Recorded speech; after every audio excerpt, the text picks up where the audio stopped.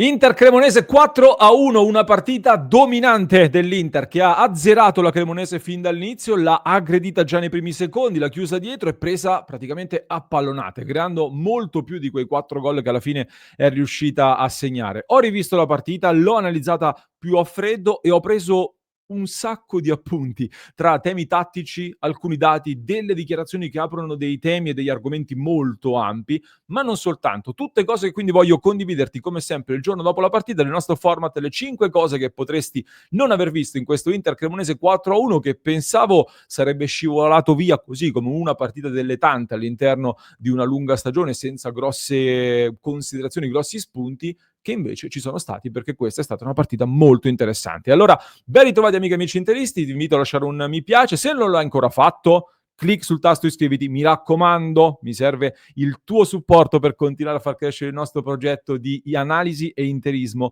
qua su Passione Inter.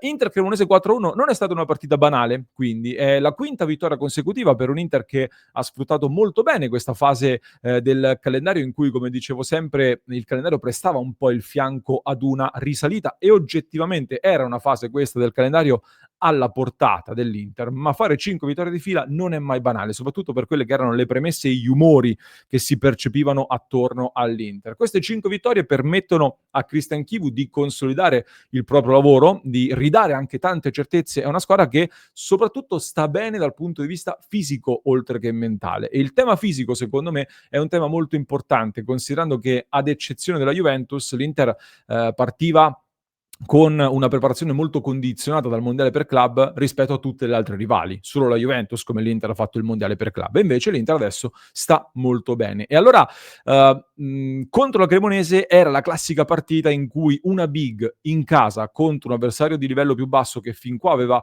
forse ottenuto anche un pochino più di quello che meritava, ma comunque era imbattuta. Ecco, aveva soltanto da perdere l'Inter in questa partita. Tant'è che lo vediamo, l'Inter ha vinto, però era la Cremonese, però è una squadra di basso livello, eccetera, eccetera. Andatelo a dire al Milan, per esempio, è solo la Cremonese. Ma al di là di questo, proprio perché era la Cremonese, proprio perché è allenata da Davide Nicola, è in fiducia e viene a San Siro in maniera organizzata o comunque una squadra organizzata che poteva creare dei problemi, ci sono dei dettagli che secondo me assumono ancor più valore, come la prima considerazione che voglio portarvi su questa partita che riguarda gli attaccanti. Attaccanti che innanzitutto segnano, e già questa dovrebbe essere la grande notizia, la notizia più importante. Segnano soprattutto in maniera molto più omogenea rispetto alla stagione 24-25, ovvero l'anno scorso, dopo 7 partite di Serie A e 2 di Champions League, al 5 ottobre, Lautaro aveva 3 gol, Thuram 7, Arnautovic 1, Taremi 1 e Correa 0. Arnautovic e Taremi avevano segnato tra l'altro solo in Champions League, quindi il dislivello tra Lautaro e Thuram era ancora più evidente nelle partite di campionato, in cui invece gli attaccanti dell'Inter 25-26 hanno tutti segnato. 5 gol Lautaro in questa stagione, Thuram 5 gol, Bonni 2 gol ed Esposito 1, con tutti gli attaccanti che hanno segnato almeno un gol nelle 6 partite di campionato, più quelli fatti poi, come detto, nelle 2 di Champions League. E questa tabella è il dato complessivo aggregato. Quindi c'è vita oltre la Tula quest'anno, e questa è la cosa più importante, c'è più fiducia anche in ottica futura, c'è una distribuzione più omogenea dei gol alle spalle di un Lautaro Martinez che nel frattempo, parentesi, è diventato il quinto marcatore all time dell'Inter, ricordiamocelo. Bonni è sicuramente l'uomo un po' del momento dopo questa partita qui, con un dato molto particolare, ragazzi, ma non so se l'avete notato, ma ve lo faccio notare io, lo dicevo anche ieri sera. Bonni ha in questo momento 2 gol segnati con 3 tiri totali. Se continua con queste percentuali qua, ci divertiamo un bel po', sono percentuali disumane. 3 tiri, 2 gol in questo avvio di stagione. Ecco, forse deve aumentare la quota tiri, ma se aumenta anche i gol diventa veramente impressionante, oltre ai 3 assist. Ma oltre al fattore realizzativo, quello che volevo sottolinearvi di questa partita, che secondo me è un tema molto interessante, è il tema degli attaccanti che segnano, ma soprattutto fanno giocare bene la squadra. E questo è un tema che contro un avversario organizzato che avrebbe tendenzialmente potuto fare una partita difensiva contro l'Inter è molto importante. Ieri nel primo tempo l'Inter è stata dominante con una particolarità molto curiosa, ovvero Lautaro Martinez dopo i primi 45 minuti di gioco più recupero era soltanto il quinto insieme a Barella per numero di palloni toccati nell'area di rigore avversaria. Ciò significa che Bonni, Frattesi, Di Marco e Dumfries avevano tutti toccato più palloni di Lautaro Martinez nell'area di rigore avversaria. Lautaro che tendenzialmente sarebbe un po' il nostro finalizzatore, l'attaccante, il numero 10 e comunque uno che in area di rigore si fa sentire. Ecco, ben 4 calciatori dell'Inter avevano toccato il pallone di più nell'area di rigore avversaria e Barella, che partiva playmaker, aveva lo stesso numero di tocchi di Lautaro nell'area di rigore avversaria. È un dato secondo me molto interessante che possiamo unire alle heatmap che vi ho messo nella parte destra di questa grafica, dove vediamo come Bonni e Lautaro si siano mossi un po' su tutto il fronte, venendo a lavorare molto spesso anche a ridosso dell'area di rigore, con Di Marco da un lato, a sinistra, che è stato veramente un martello costante su quella fascia. È stato il giocatore in effetti più offensivo dell'Inter, anche nei numeri, è quello che ha condotto più palloni nell'ultimo terzo di campo, che ha avuto più tocchi in avanti. Comunque è stato un giocatore molto offensivo Di Marco come terza punta aggiunta, facendo quello che è un po' mancato da Dumfries, che invece lo faceva l'anno scorso. E anche Frattesi, vedete come è andato spesso a riempire l'area di rigore che veniva svuotata da Bonni, ma soprattutto da Lautaro Martinez. Tra l'altro in questa partita l'Inter ancora una volta pendeva moltissimo a sinistra, con Frattesi e Dumfries che in fase di costruzione si sono visti pochino, e quindi l'Inter tra Bastoni, Mkhitaryan e Di Marco, che è una corsia molto più collaudata, ha costruito tantissimo volume di gioco da quella parte lì. Questo discorso degli attaccanti che liberano l'area per i movimenti di chi subentra, come Di Marco, come Frattesi, come Barella stesso, ma non soltanto, è secondo me una delle contromisure che Chivu sta applicando per affrontare i blocchi bassi, cioè le famose squadre che si chiudono contro l'Inter, soprattutto a San Siro, anche se poi la Cremonese concettualmente si è presentata con 2 trequartisti e una punta. Secondo me il tentativo di Nicola era quello di creare difficoltà al nostro playmaker, che solitamente, è successo con Ciala ma non solo, va in difficoltà se gli piazzi 1-2 uomini lì sulla tre quarti, in questo caso 2 trequartisti e anche una punta. Quando si crea questa configurazione con dei giocatori che vanno a spaziare tra diciamo tra De Vrij e Çalhanoğlu, tra De Vrij e Barella, in quella zona lì, ci crea delle difficoltà al playmaker. Ecco, secondo me Nicola forse ha lavorato su questa cosa qui, però l'Inter ha applicato delle contromisure preventive, tra cui questo lavoro offensivo con cui ha schiacciato subito dietro la Cremonese, ma soprattutto altri concetti su cui evidentemente Chivu sta lavorando, dando la sua impronta. I tiri da fuori, lo ha detto Chivu stesso nel post partita, l'Inter deve tirare da fuori per scardinare i blocchi bassi, sostanzialmente questo è il discorso che ha fatto. Ha sottolineato anche come Barella abbia avuto delle occasioni per tirare e non l'abbia fatto. L'Inter in questo momento è nettamente la squadra che tira di più in Serie A, oltre 20 tiri a partita vengono fatti, oltre ad essere il miglior attacco della Serie A. Poi, soprattutto, l'altro tema su cui si sta lavorando tanto per aggirare questi blocchi bassi e questi avversari che si chiudono sono il pressing, l'aggressione e la riaggressione alta. Ed è un tema clamorosamente evidente, ragazzi. Avevo fatto una quantità di screenshot impressionanti, magari li mostreremo stasera in diretta, sulle azioni che l'Inter ha avviato andando a recuperare il pallone alto. Basti vedere come è arrivato il gol di Lautaro Martinez sul recupero di Barella, ma c'è anche un recupero di Di Marco che porta un tiro di Mkhitaryan, c'è un altro recupero che porta un tiro di Akanji, e non soltanto. In generale c'è un dato che ha riportato il giornalista Alberto Polverosi che secondo me è abbastanza impressionante. L'Inter in questa partita contro la Cremonese ha recuperato 7 palloni sulla tre quarti offensiva, quindi 7 palloni negli ultimi 35 metri circa, e la media in Serie A di palloni recuperati nella metà campo avversaria, quindi non negli ultimi 35 metri, ma in tutta la metà campo avversaria, è di 3,4 palloni recuperati a partita. L'Inter ha recuperato il doppio dei palloni rispetto alla media negli ultimi 35 metri, quindi se consideriamo tutta la metà campo il dato cresce ancora di più in maniera impressionante. Quindi Chivu sta lavorando tanto e bene sul fisico, gli allenamenti durano di più e sono diversi. Sulla tattica, senza stravolgere, ma sta facendo sempre di più vedere la sua mano. Non così tanto sui cambi, tanti stanno dicendo Inzaghi cambiava di meno, l'Inter fino a questo punto della stagione ha già toccato quota 22 titolari diversi coinvolti fin qui, ma anche Inzaghi in realtà faceva tante rotazioni, ce lo ricordiamo bene, ma sicuramente sta lavorando molto sulla testa di questa Inter. E la testa ci collega alla terza considerazione che volevo fare con voi.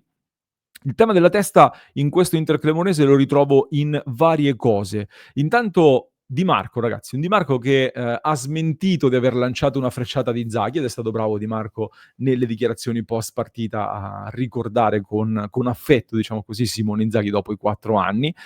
Di Marco, ragazzi, nella testa sta ritrovando quella spinta che poi gli incide anche sul fisico, perché seconda partita da 90 minuti integrale, dopo le sue dichiarazioni sulle sostituzioni matematiche, ed è stato devastante ancora una volta. Quindi non è vero che non regge le partite ravvicinate, che non regge determinati ritmi, e qui la crescita di Di Marco dal punto di vista fisico è sotto gli occhi di tutti, ed è anche una crescita di testa, come lui stesso aveva detto in quella conferenza stampa l'altro giorno, parlando anche della fiducia che doveva ritrovare.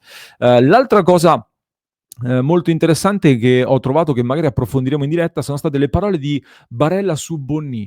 Barella ha detto, aspetta che riprendo la dichiarazione completa, eccolo, sono contento e lo ringrazio, Bonnì, perché da quando è arrivato si è sempre messo a disposizione e ha sempre dato il massimo. Avevamo bisogno di questo, di gente che aveva voglia di lavorare con noi, di ridere, scherzare, entrare in campo e fare queste prestazioni. Il tema della testa, ragazzi, avevamo bisogno di gente che facesse questo, avere voglia di lavorare, ridere, scherzare, entrare in campo, fare queste prestazioni. E poi, infine, ci sono anche le parole di Christian Chivu su Denzel Dumfries. Io, ragazzi, sono un fan totale di Christian Chivu e delle sue interviste pre e post partita. Vi faccio sentire cosa ha detto su Denzel Dumfries, che è uscito un po' arrabbiato, scaraventando il pallone, non ha esultato al gol di Marco, è rimasto in panchina sempre imbronciato. Incazzati in campo, ma non è che Dumfries l'ha preso proprio alla lettera, perché l'abbiamo visto parecchio arrabbiato per quella sostituzione. Ma fa bene a essere incazzato. Perché, mister? Perché deve essere incazzato. Uno quando esce, quando viene sostituito, bisogna che si incazzi con il mondo, con me, con chi gli pare. Denzel è una bravissima persona. A me non mi ha detto niente, un pugno al pallone, perché lo rivedo adesso, non significa niente.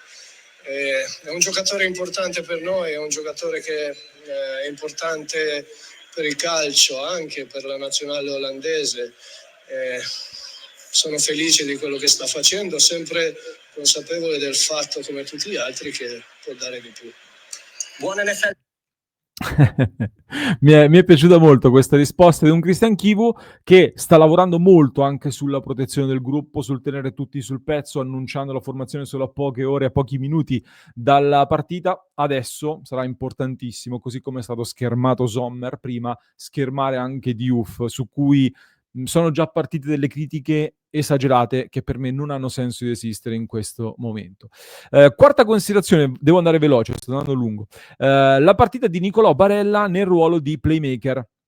Per me meglio questa rispetto a quella che aveva fatto contro il Torino. Non so se è casuale o meno, però sia contro il Torino che contro la Cremonese, Barella playmaker, l'Inter va in goleada sostanzialmente, però sono 2 partite in casa e quindi contro avversari di livello inferiore, quindi serviranno altri test secondo me. 109 palloni giocati, 87% dei passaggi precisi, 3 duelli vinti su 7, un pallone intercettato. Non sono dei dati secondo me straordinari nella fase difensiva, perché la Cremonese è stata annichilita diciamo dall'aggressività di tutta l'Inter, quindi non c'è stato bisogno di grandi cose anche dal punto di vista difensivo. Serviranno secondo me, come dicevo, delle sfide più probanti per testare un'evoluzione verso questo ruolo che Barella aveva già iniziato anche con Inzaghi nella stagione della seconda stella, magari non giocando sempre lì, non giocando spesso in quel ruolo lì, se non in emergenza, ma lavorando in direzione di quel ruolo lì davanti la difesa.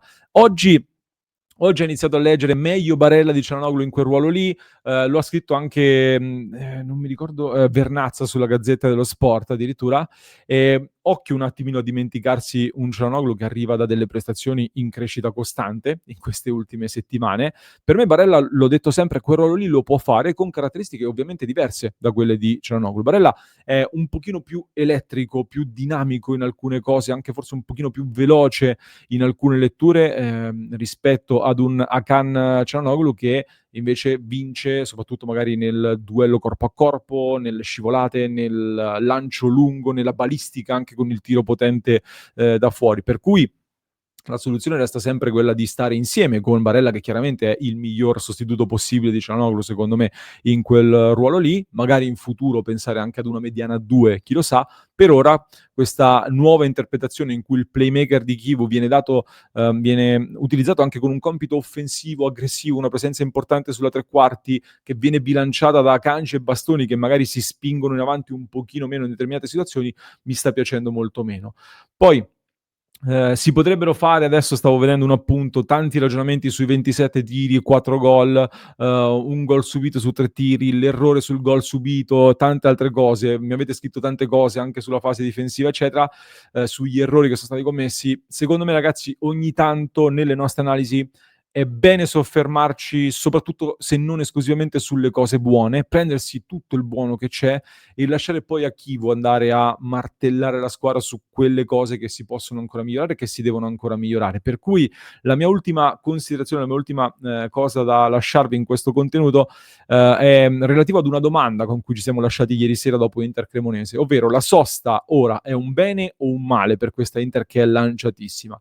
Io ancora una volta la vedo come Chivu, nel senso che sì, è vero che siamo lanciati, è vero che siamo in fiducia, però per Chivu è un bene che ci sia la sosta per le nazionali per due motivi opposti, ovvero chi resta a Milano può rilassarsi e staccare un po' e poi tornare a lavorare con calma in vista di un ciclo importante che ci aspetta dopo la sosta, mentre chi va in nazionale ha comunque l'orgoglio, la spinta di giocare delle partite importanti per la nazionale che ci fanno stare con l'ansia dal punto di vista fisico, ma da un punto di vista mentale sono veramente molto importanti per i nostri calciatori. Allora speriamo bene in questa sosta e analizzeremo tutte le altre cose che sono rimaste fuori nella diretta alle 19:30 e nei prossimi giorni ci sarà tempo chiaramente, quindi mi raccomando iscrizione al canale, vi aspetto nel club di Passione Inter dove lunedì sera ci aspetta una chiamata molto calda con i nostri soci e le nostre socie del club su www.passioneinter.club, quindi venite nel club con il link in descrizione, vi lascio con un altro approfondimento per chi ci ascolta in podcast, lo trovate qui sotto in descrizione, per chi ci segue su YouTube invece vi basta cliccare qui.